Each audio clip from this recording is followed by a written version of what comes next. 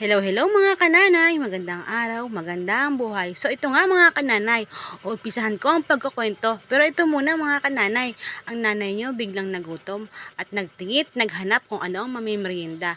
So pumunta nga ng kusina ang nanay nyo at ito nga nakita, may glutinous flour pa. Ito nga mga kananay ay bawas na dahil naluto na ito ng mga nakaraang araw, kaya ito ay tira na lang. Pero kahit tira ito, pag ito'y naluto, ay sasarap pa rin ito mga kananay. Laman tiyan na rin yan mga kananay. Ito na nga't hinimas-himas ko na nga ito at nilamas-lamas. Hinati ko nga sa dalawa. At yung isa, kinulayan ko ng kulay dilaw. Diba mga kananay?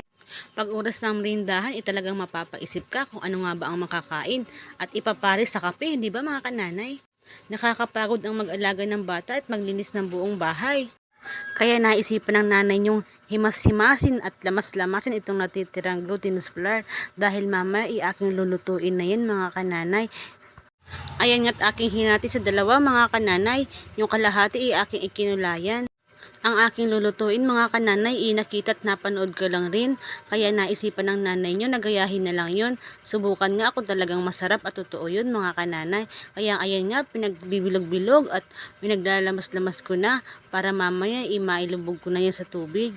Ang aking ang lulutuin mga kananay is palitaw. Yun bang paghilaw pa siya nakalubog, pero kapag luto na is nakalutang.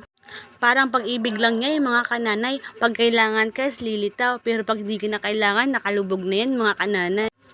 Char, nanay nyo humuhugot na rin. Ayan nga mga kananay, pinagkayad ko ng nyog ang tatay nyo dahil mamaya nga aking gagamitin sa aking lulutuin. Ito nga't aking inuumpisahan na mga kananay.